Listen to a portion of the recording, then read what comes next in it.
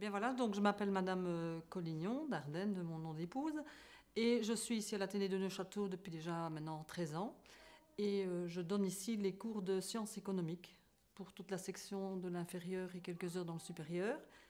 Et j'aborde bien sûr toutes les questions dont on a parlé aujourd'hui par rapport à l'animation.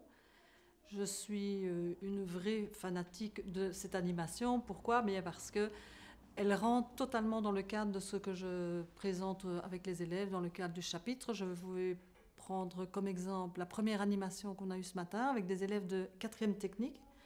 À ces classes-là, nous abordons dans le cours de sciences sociales et familiales tout à fait des thèmes qui rentrent tout à fait dans le système de ce que vous avez présenté comme animation aujourd'hui. Nous abordons pour l'instant la famille d'aujourd'hui.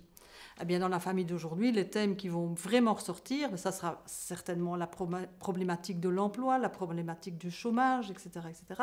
Donc ici, l'idée, c'est que j'essaye de donner aux élèves le plus grand panel possible de choix dans tout ce qui est possible d'imaginer pour eux plus tard, pour le choix de leurs études. Ils sont en 4e. Ils ont vraiment l'occasion maintenant un petit peu de voir un petit peu déjà bien une belle orientation au niveau des études, de ce qu'ils vont faire s'ils continuent la 5e et la 6e, ou s'ils vont faire déjà une approche plus pratique du métier, voir s'ils vont s'insérer dans un autre domaine, voir un petit peu tout ça. Donc là, l'animation que vous présentez ici, elle va donner l'occasion aux élèves d'élargir ce choix, de ne pas rester avec des œillères et de se dire, bon, moi, je ne peux aller que dans des sections typiquement masculines ou féminines. Et voilà. Donc c'est une très belle ouverture, ça donne l'occasion d'en parler.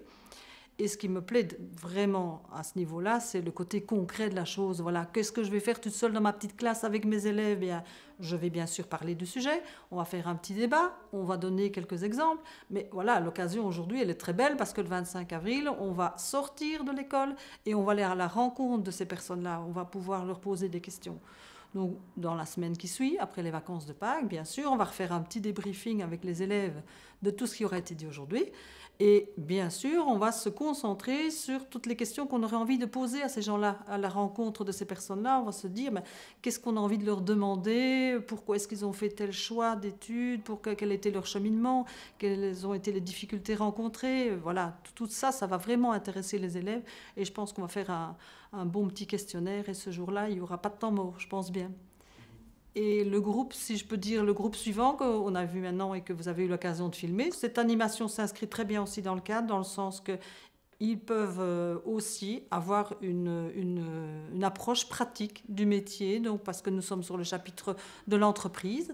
Eh bien voilà, pour ne pas aller dans des entreprises tout à fait traditionnelles, pourquoi pas aller voir des gens de terrain qui ont choisi aussi un métier qui fonctionne bien, qu'ils aiment bien, dans lequel ils sont heureux, je pense, parce que s'ils vont témoigner pour nous, je pense qu'ils auront un bon ressenti, qu'ils vont bien nous le faire partager.